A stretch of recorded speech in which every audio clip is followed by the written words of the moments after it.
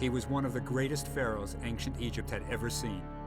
The greatest builder, the most fearless fighter, and the father of more than 100 children. New evidence now suggests that he was also the unnamed pharaoh of the biblical Exodus. He was Rameses the Great. Is this the pharaoh who went head-to-head with the God of Israel? Is this the only face from the Bible that we may ever see?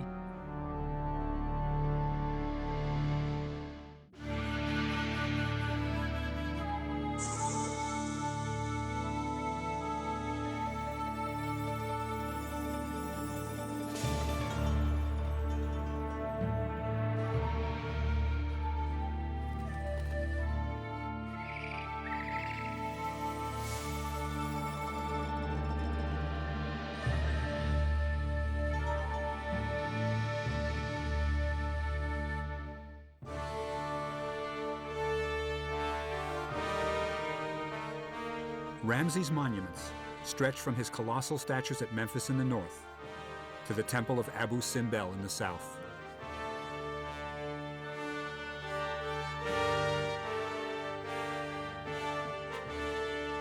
In between, the Nile Valley is dotted with temples, palaces, and statues built by the pharaoh the world would know as Rameses the Great.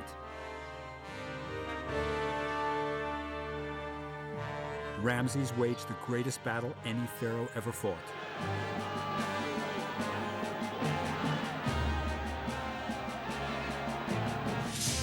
Outnumbered, in hostile territory, he fought his way out when those around him were ready to run. Ramses knew how to fight.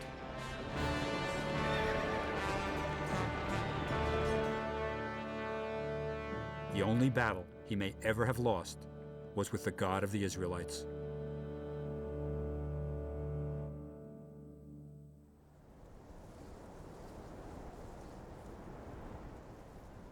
If you want to understand Ramses, you have to go to Abydos, the most sacred place in all of Egypt. For thousands of years, pilgrims brought offerings here to gain favor with Osiris, the god of the dead. Today, all that remains of the offerings is the Hill of Pots, jars, now broken, carried by the pilgrims.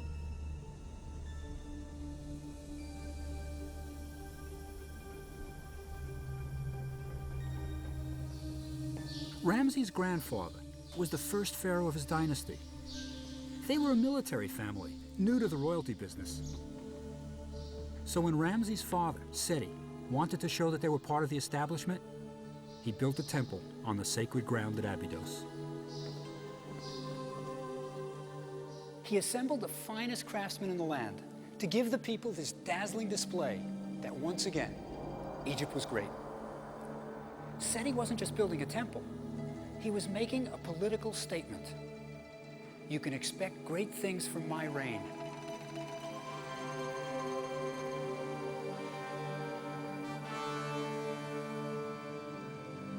This was Ramses' father.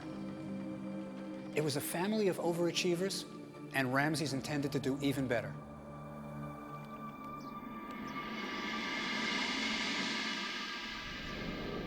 And he did.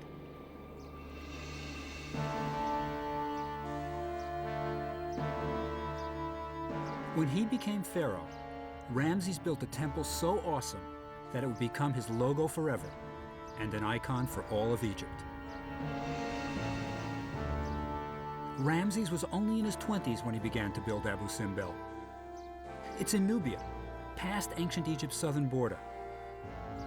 It was a unique project. Most temples were built from blocks of stone, fitted together, and then carved. Abu Simbel was sculpted out of a mountain. New rock-cutting techniques had to be developed. Artists were lowered from the top of the mountain on scaffolds to paint an enormous grid that served as a guide for the sculptors, who then carved the 4 67-foot statues of Ramses seated on his throne.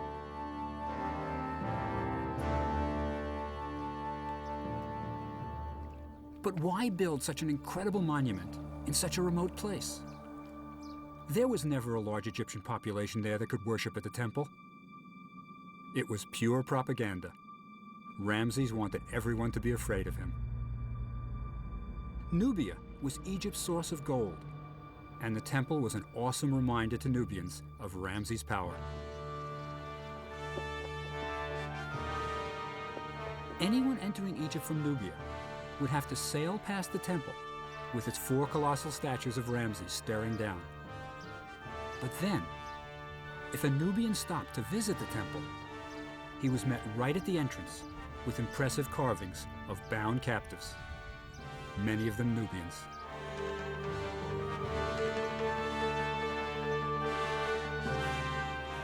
Once inside, the visitor could see Ramses leading the army in battle, the reins of his chariot tied around his waist, shooting arrows at the enemy.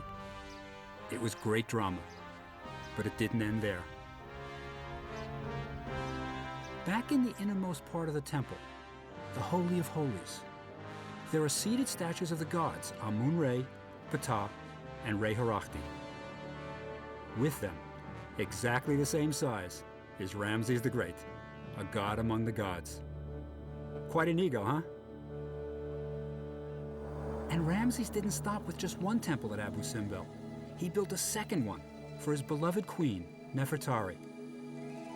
They were married as teenagers, and he clearly adored her. Above the entrance to her temple, he had an inscription carved, calling her, "She for whom the sun doth shine." Nice, isn't it? In the 1920s, when America wanted to commemorate its great presidents, Ramses at Abu Simbel was the inspiration for Mount Rushmore in the Black Hills of South Dakota. Even with modern tools and engineering techniques, it took 20 years to complete the 4 colossal heads of the presidents. Just about as long as it did to finish Abu Simbel.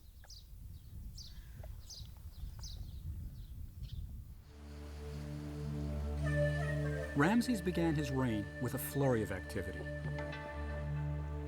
Egypt is a vast country, mostly desert, and it's the Nile that makes the land habitable.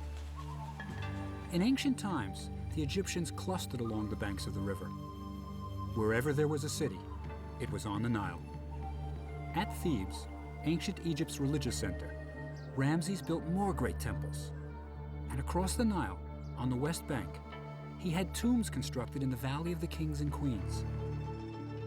But the real capital had always been at Memphis, some 400 miles further north, near modern Cairo. This is where the business of running the country took place. When Ramses came to power, he moved the capital to an area called the Delta, about 100 miles north of Memphis. Here, the Nile branches out into tributaries, and the entire land becomes lush and green. But Ramses didn't move the capital because of the climate. You see, he was a military man, and it was a military reason that led him to build his city named Ramesses in the north. It was the ideal place to launch military strikes, north to Syria and west to Libya, Egypt's traditional enemies.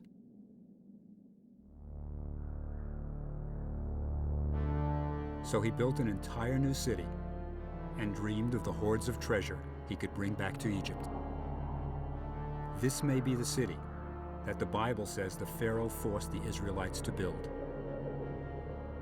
Ramses' new city became a bustling complex of palaces, temples, storehouses, workshops, and barracks. Ramses had grown up an army brat, and he was comfortable around a military post. It was from this new city that he would lead his legions to the victories that would make him Rameses the Great.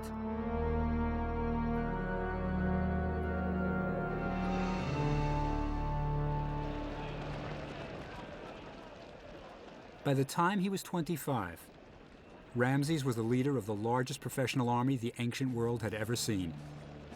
Pretty impressive, isn't it? The army was made up of infantry and charioteers. The infantry numbered more than 20,000. Their weapons were the battle axe, spear, and sickle sword. Because maneuverability was the name of the game in chariot warfare, chariots had to be light, so they broke easily, and only a few have survived.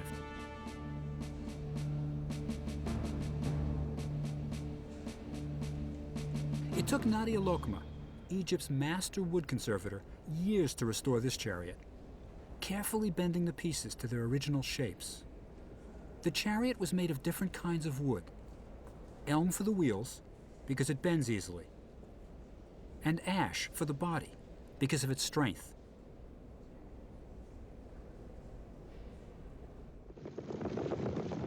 Each chariot was pulled by 2 horses and carried 2 men, a driver and an archer.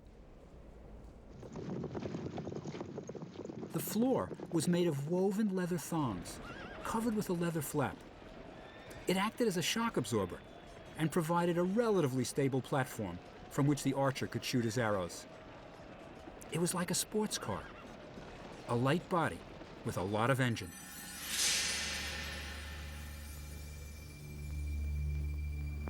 Ramses' reputation as a fearless warrior was established at the Battle of Kadesh.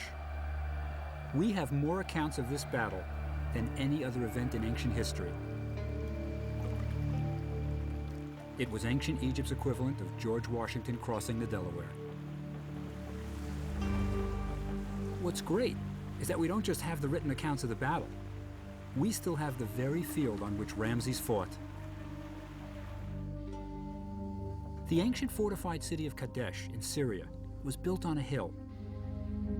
This site has been inhabited for more than 3,000 years, and today, a modern village is still on top of it. But soon it may be deserted. Salt in the soil and water has caused most of the inhabitants to abandon their houses. Now, only a few villagers live at what was once a strategic site of the ancient Middle East.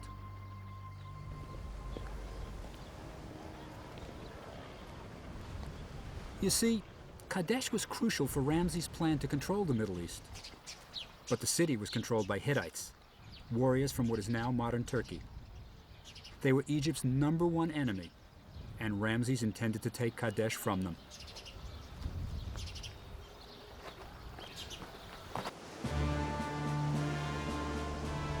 So in the 2nd month of summer, in the 5th year of his reign, 20,000 soldiers followed Ramses out of Egypt. They planned to capture Kadesh and all the territory around it. The soldiers were divided into 4 divisions of 5,000, each division named after a god of Egypt: Amun, Re, Ptah, and Set. As Ramses rode out in his gilded chariot, with the army stretching for miles behind him, he had no doubts about his coming victory. Ramses had never been close to defeat. Soon Kadesh would surely be his. Rameses the Great was leading the most powerful military force the world had ever seen. They passed swiftly through Gaza, northward into Canaan, up through Galilee. When they entered Syria, they would have seen vast areas of green, with wildflowers unknown in Egypt. And in the distance, snow-capped mountains, probably the only time any of them had ever seen snow.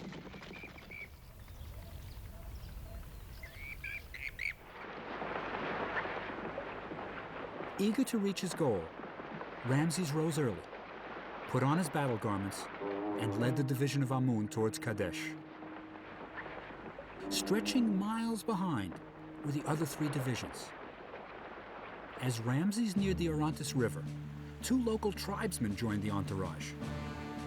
They told Ramses that the Hittite king, Mutwalis, upon hearing that Ramses was approaching, had fled with his army 120 miles north to Aleppo.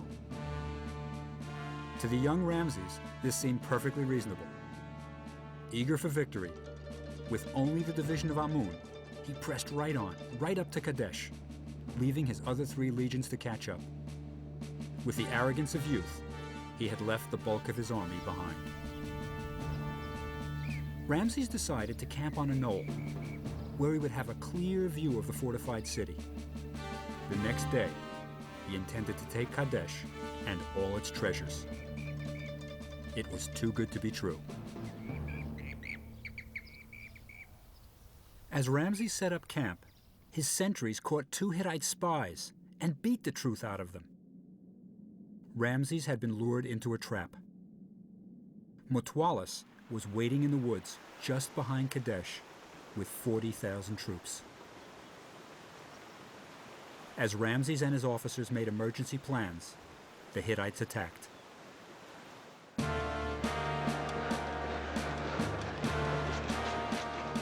Their charioteers charged out, cutting the lagging division of Ray in half, almost totally destroying it. Then they went straight for Ramses' camp. Chariots were being repaired. Infantrymen tended to each other's tired feet. Supplies were being distributed. Ramses' pet lion was being fed. They were totally unprepared for what was coming.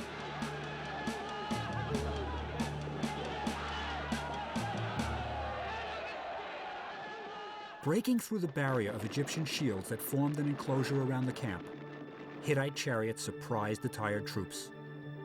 With the Egyptian army in a state of confusion, Ramses took control. He cried out, "Stand firm. Steady your hearts, my army, that you may behold my victory. I am alone, but Amun will be my protector. His hand is with me." As Ramses rallied those around him, he jumped into his chariot, said a prayer to Amun, and charged. It never occurred to him that he could lose.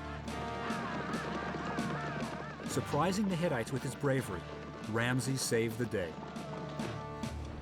Marshaling his troops, he charged the Hittites 6 times.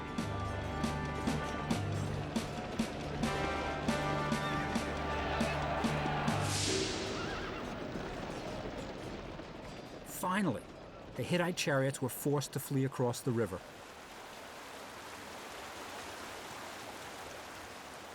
Mutwalis, waiting with his hordes of infantry to move in for the kill, was amazed to see his crack chariot company retreating across the river. One prince from Aleppo swallowed so much water trying to escape that he had to be held up by his ankles to be emptied.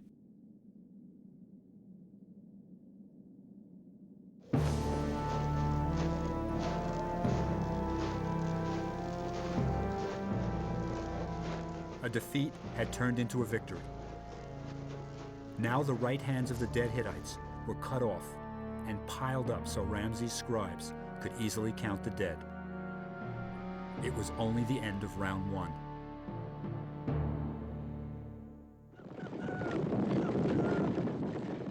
The next morning, it was Ramses' turn to attack. After several charges, it was clear. The Hittite troops were too well trained and too numerous to be defeated. It was a standoff, but the brave Ramses had achieved a great personal victory. Mutwalis offered Ramses a peace treaty. Both parties would accept the status quo and agree never to attack each other. But Ramses would have none of it. He merely agreed to a truce. He still had designs on Kadesh.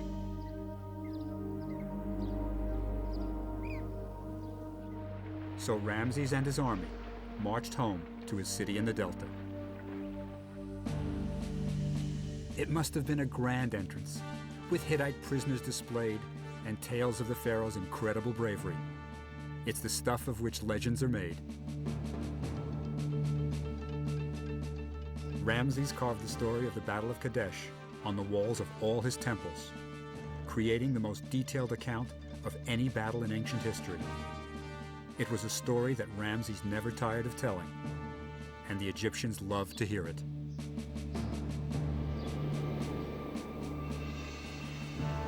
But soon, he would have a totally different kind of battle on his hands. A battle with the God of the Israelites.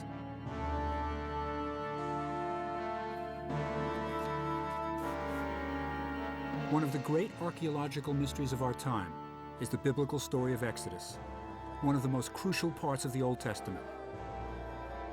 Supposedly, 600,000 Israelites left Egypt, but there is hardly any direct archaeological evidence to support it. And one of the central characters in the story may be Rameses the Great. But did it happen?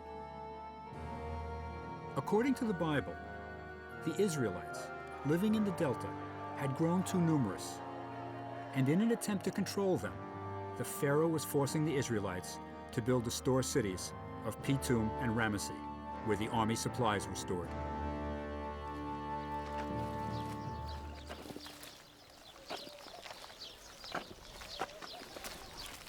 When the Israelites asked for 3 days off to celebrate a religious festival, the Pharaoh not only refused, but said they would no longer be given straw to make their bricks.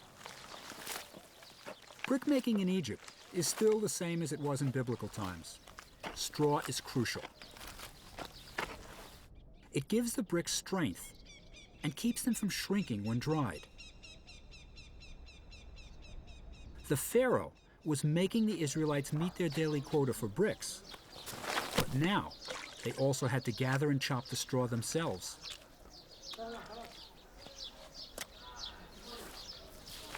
Egyptian cities were built out of mud bricks, millions of them. Brickmaking was hard work. An Egyptian papyrus describes the brickmaker. He is dirtier than vines and pigs from treading under his mud. His clothes are stiff with clay. His sides ache, since he must be outside in a treacherous wind. He is simply wretchedness, through and through. Just the kind of task he would give to oppress the Israelites. When Moses, the leader of the Israelites, and his brother Aaron ask the Pharaoh to let their people go, he refuses. To show the power of the Lord, Aaron throws his staff to the ground, and it turns into a snake. The Pharaoh is unimpressed, and his magicians manage exactly the same thing. Apparently, it's the old snake trick that all of them knew.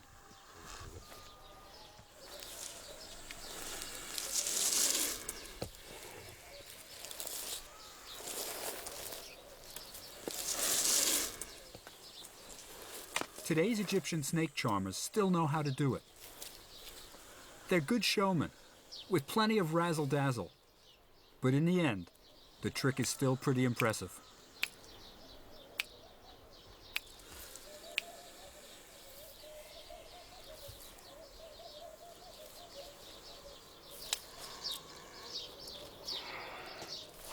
The snake charmer winds the snake around a staff, and the snake becomes immobile, and the head appears to be the top of the staff.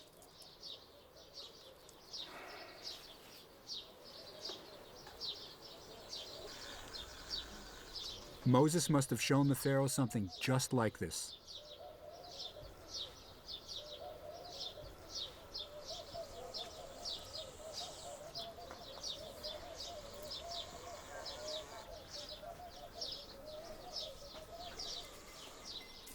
When the snake is returned to the ground, it reanimates and rears up.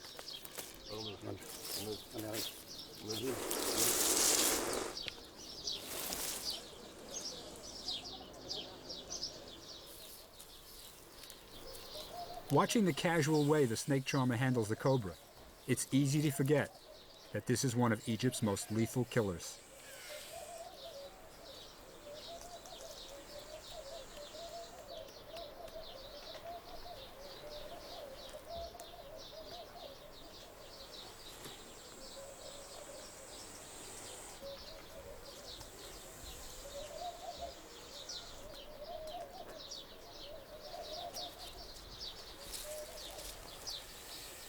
Modern Egyptian snake charmers perform a trick that must be a holdover from pharaonic times. They take a cobra, the symbol of the king's power, and tie it in a knot and place it on their heads, so the cobra's head points outward, just like on the pharaoh's crown.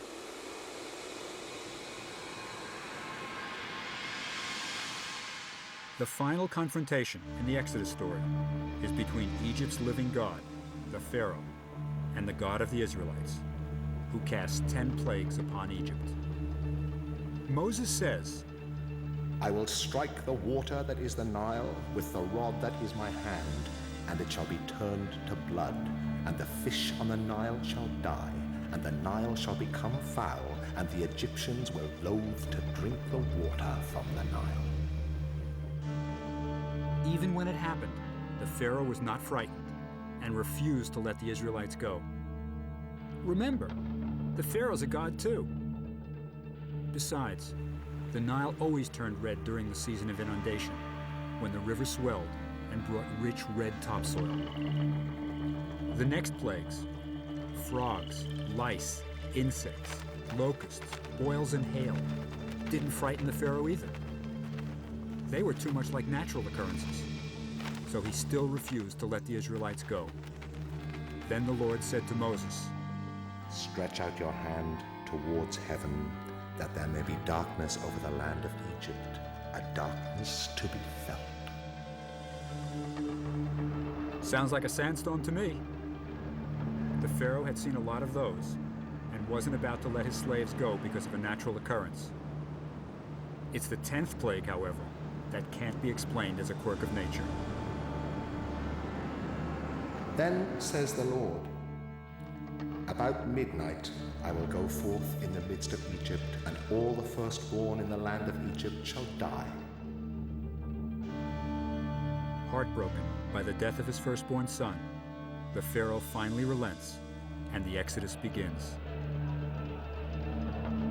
But even after all the plagues and the death of his eldest son, the Pharaoh refuses to give up. In one last move to avoid defeat, he quickly musters his chariots and pursues the Israelites. Now the miracle of the parting of the waters occurs, allowing the Israelites to escape.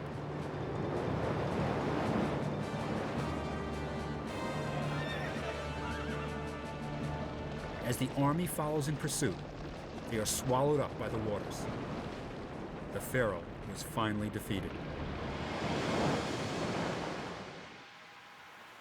The easiest route for the Israelites to escape to the Promised Land was through an area called the Sea of Reeds.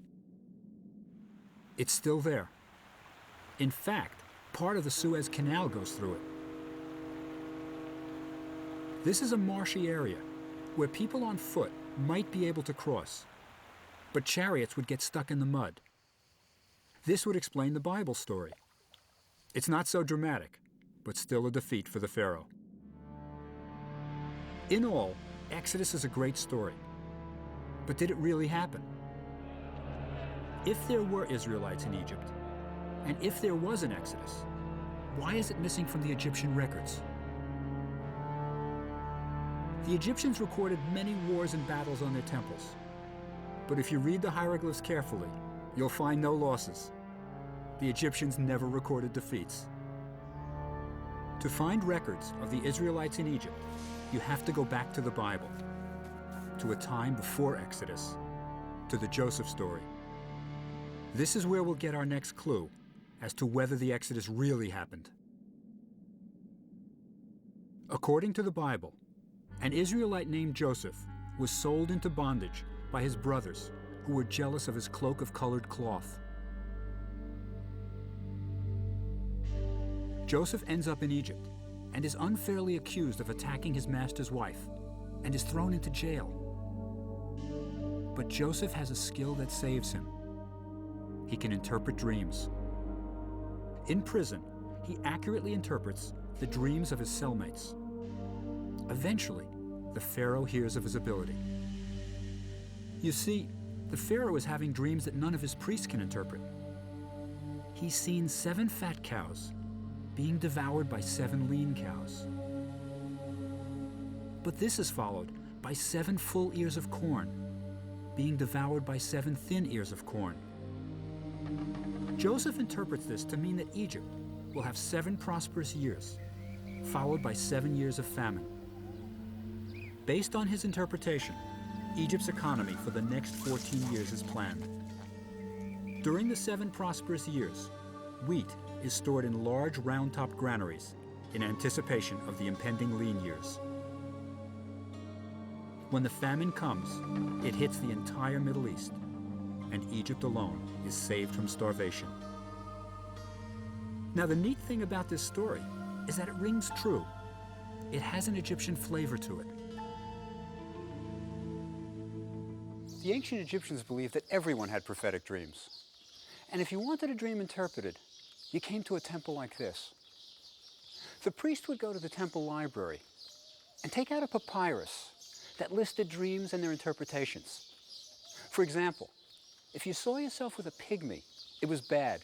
It meant that half your life was gone. Now Joseph's skill was that he could interpret the dreams that weren't in the book of dreams. Whoever wrote the Joseph story really knew what he was talking about.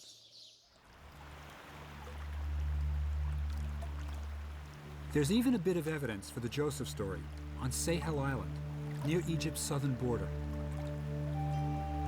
The island is covered with rock inscriptions, and there's one that tells about a 7-year famine, just like in the Joseph story.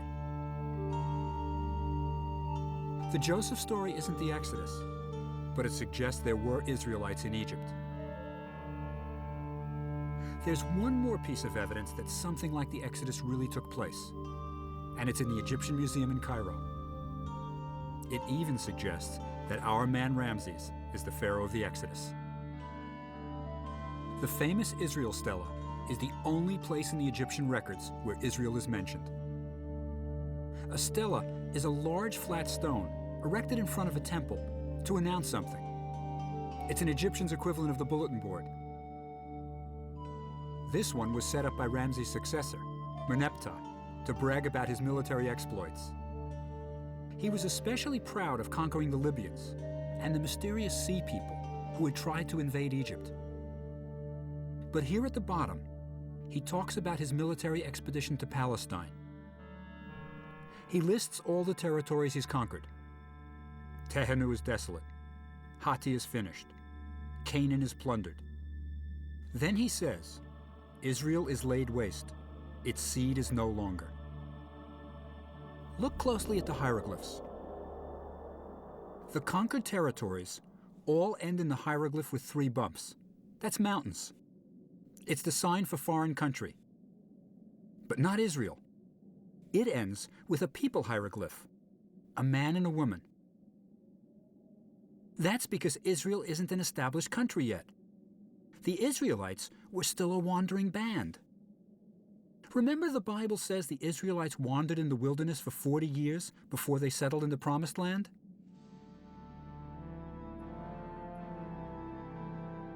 Well, if they were still wandering when Ramses' successor erected the stela, that would place the Exodus during Ramses' 67-year reign. The stela suggests that Rameses the Great was the unnamed pharaoh of the Exodus.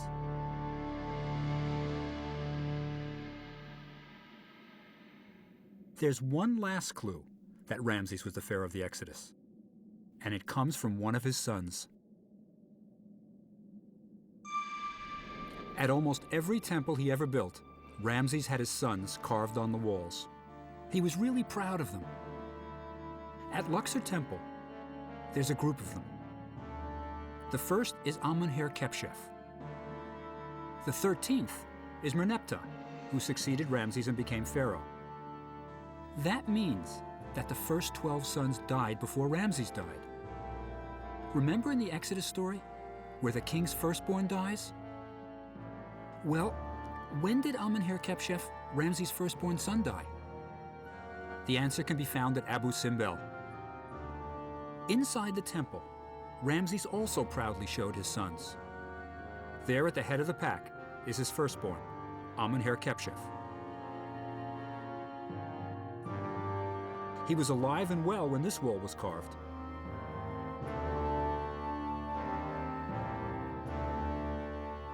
But a statue of him outside of Nefertari's temple has 2 tall hieroglyphs at the end of his name that mean deceased. So Ramses' firstborn was already dead when Abu Simbel was completed, just after the Exodus. And we may even know where he was buried.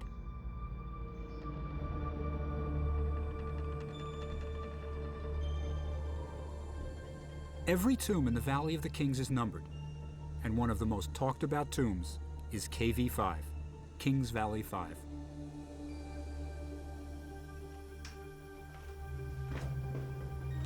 Ramses built the tomb for his sons who had died before him, just across from his own tomb, so they would be with him for eternity. This is no ordinary tomb. When Egyptologist Dr. Kent Weeks began excavating, it became clear that this was the largest tomb ever built in Egypt.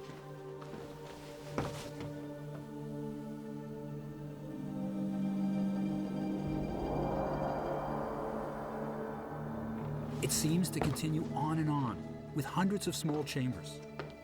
Rooms to hold mummies, rooms to hold furniture, clothing, and all the possessions that Ramses' sons would need for the next world.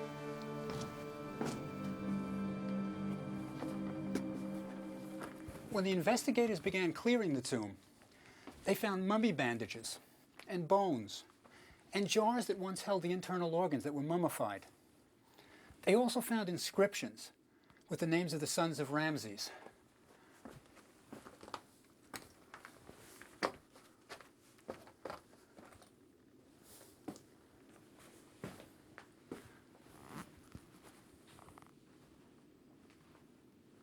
What's really interesting is that modern scholarship now places the death of Ramses' eldest son at just about the time of the Exodus. Isn't it amazing that this tomb is probably the burial place of the Pharaoh's firstborn son? The son whose death ultimately led to the Israelites leaving Egypt for the Promised Land?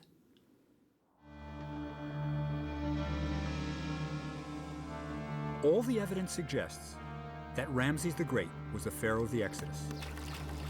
The Joseph story shows that there were Israelites in Egypt. It was written by someone with an intimate knowledge of Egypt. And the 7-year famine inscription on Sahel Island? That shows that famines did happen in Egypt. Then, in the Exodus story itself, we are told that the Israelites built the store cities of Pitum and Ramesses in the Delta. And the Delta really is littered with the remains of Ramses' cities.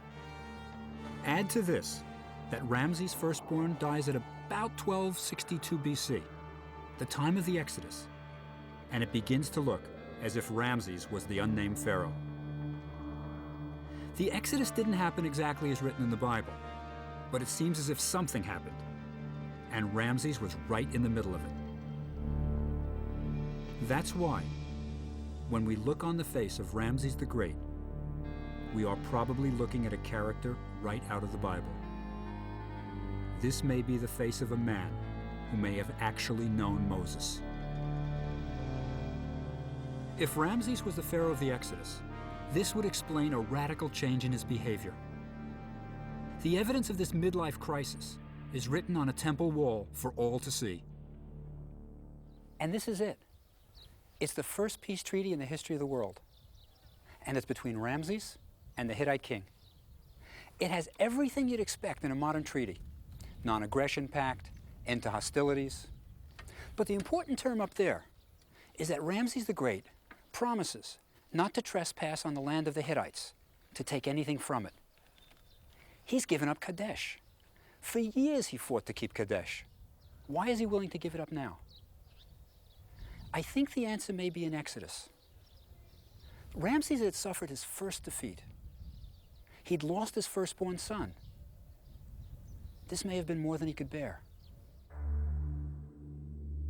The Exodus and the death of his firstborn and other sons were not the only tragedies Ramses had to bear. Abu Simbel was completed around the 24th year of his reign, and he sailed up the Nile with Nefertari to dedicate their his and hers temples. No king of Egypt had ever built anything like it. Of all his wives, it was Nefertari alone who was his friend and companion. She had accompanied him everywhere and appears at his side in his temple statues. This was to be the last voyage for Nefertari, she for whom the sun doth shine. She died soon after their return to the Delta Palace.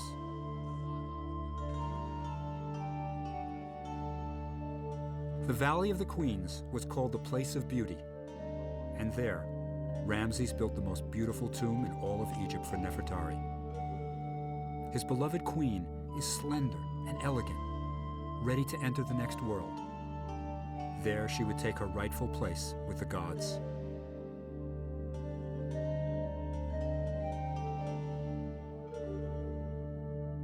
Ramses would reign for another 40 years without the companionship of Nefertari. From this time on, he was a changed man.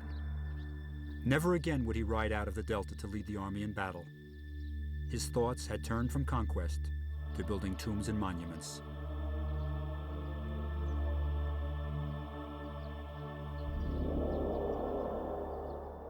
With such a large family, hardly a year passed when Ramses didn't bury a son, a daughter, or a wife. To create the tombs for his family, Ramses employed an entire village of workmen. Sculptors, painters, carvers, overseers, everyone needed to build a royal tomb. This is the town where they lived. It's the equivalent of a modern apartment house. 70 families lived here, right next to one another. Everybody knew everyone else's business. As a matter of fact, we know more about what went on in this village than we do about any other ancient city in Egypt. We still have the notes they wrote to each other on broken bits of pottery they used as scrap paper. This is Main Street. It's practically the only street. This was the house of Kaha. He was a big shot. He was overseer of the workmen. Come on in. This is the parlor. And over here, we've got his kitchen. And this is where the lady of the house ground the grain. Come on. Because he was so important, he had 2 sitting rooms. And back here, a real luxury, a column for holding up the roof. He had 3 bedrooms, and he needed every one of them. He had 8 kids. He was an important man. He was in charge of one of the gangs that worked on Ramses' tomb. There were 2 gangs that worked simultaneously, a left-hand gang and a right-hand gang. And our man Kaha, he was in charge of making sure that they worked efficiently. Everybody in this village had a specific job. Kaha's neighbor over here was a painter and a draftsman. Over here was Kawi. His title was Guardian of the Royal Tomb. He was in the security business. They all worked for Ramses. It was a tight-knit community. Because they lived near the Valley of the Kings, they were a bit cut off from the other villages. They were so far from the Nile that they needed a laundry service to wash their clothes.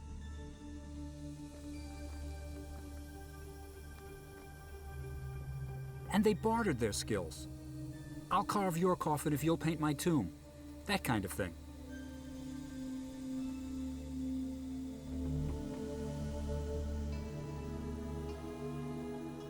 But the workmen didn't spend much time in the village. They had quite a trek to work, so they couldn't be daily commuters.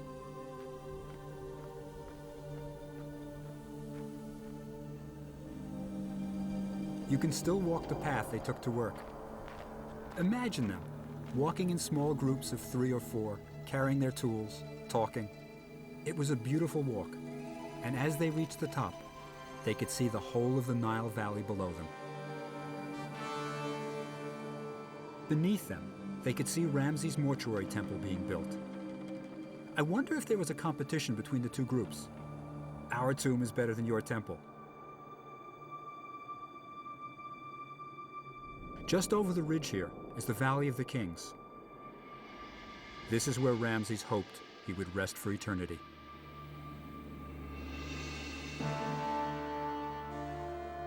After 67 years of an extraordinary reign, Rameses the Great died in his palace in the Delta. His body was taken to the embalmer's workshop, the same workshop that had mummified his beloved Nefertari, Amenhotep, his firstborn son, and so many of his sons and daughters. For 70 days, it remained there.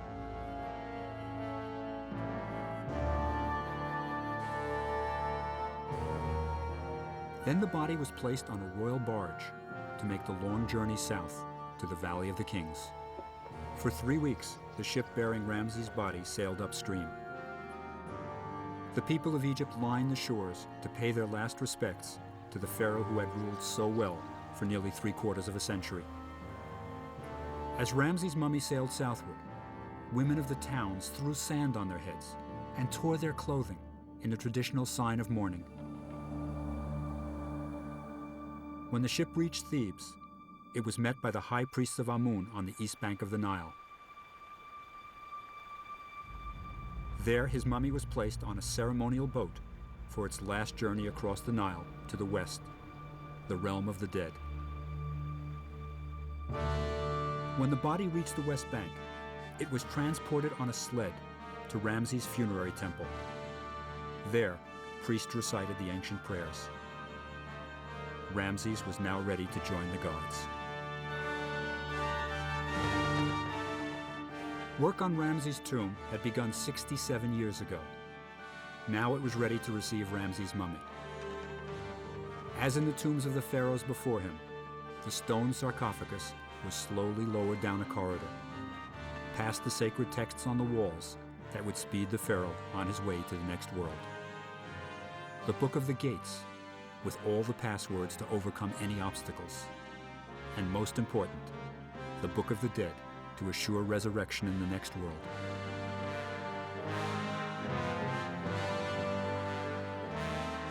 The corridor descended deep into the ground. Rooms had been carved, sculpted, smoothed, and then painted, so the king could show the gods how he should be treated, like one of them.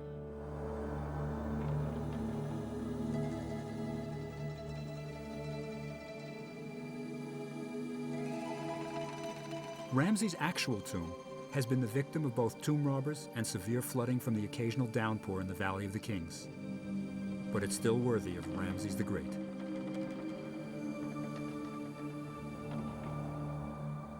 The burial chamber is the largest in the Valley of the Kings and probably contained the greatest treasure ever assembled. Ramses had 67 years as king of the wealthiest country on earth to gather the gold and treasures he would take with him to the next world. This room undoubtedly held treasures far more spectacular than those of a young pharaoh like Tutankhamun. By the time Ramses died, most of the men who worked on the tomb were already dead. Ramses had reigned for 67 years. For most Egyptians, he was the only king they had ever known. When Ramses finally ascended to the gods, Egypt wept.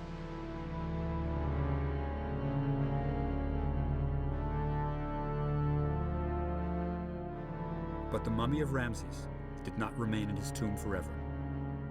Discovered by archaeologists in the last century, it was taken to Cairo. But this was not Ramses' final journey. In the 1970s, Egyptian curators discovered that the pharaohs in the Cairo Museum's mummy room were dying a second death. The humidity in the museum had allowed bacteria and fungi to attack the mummies for nearly a century. The mummy of Rameses the Great was sent to Paris to be studied and treated by a team of scientists.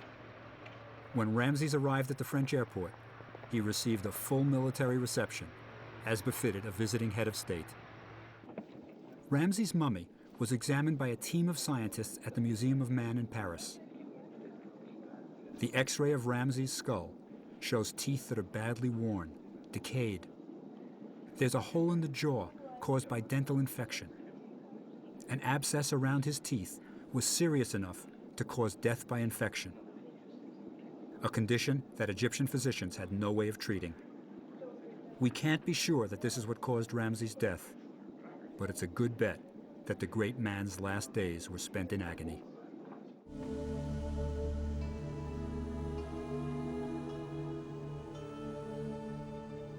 Many people don't realize it, but one of the most famous poems in the English language is about Ramses.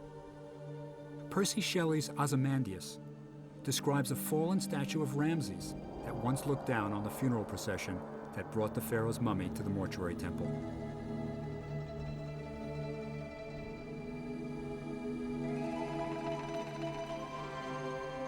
I met a traveller from an antique land who said, 2 vast and trunkless legs of stone stand in the desert.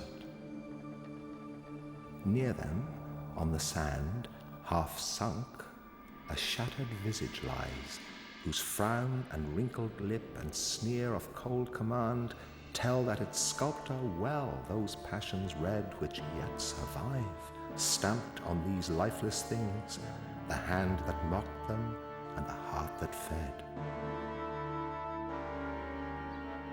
And on the pedestal, these words appear. My name is Ozymandias, King of Kings. Look on my works, ye mighty, and despair. Nothing beside remains. Round the decay of that colossal wreck, boundless and bare, the lone and level sands stretch far away.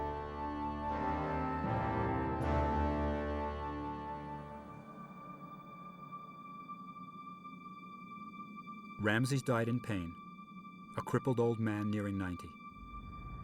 But the ancient Egyptians believed that in the next world you would be restored and young again. I like to think of Ramses somewhere in the west, riding out from the Delta Palace in his chariot, the army stretching for miles behind, setting off for new conquests. And when he returns, his beloved Nefertari is waiting to meet him with a couple of dozen of his kids. And as they gather round him, Ramses tells them of his victories and adventures. There were 11 kings of Egypt named Ramses, but there was only one, Rameses the Great.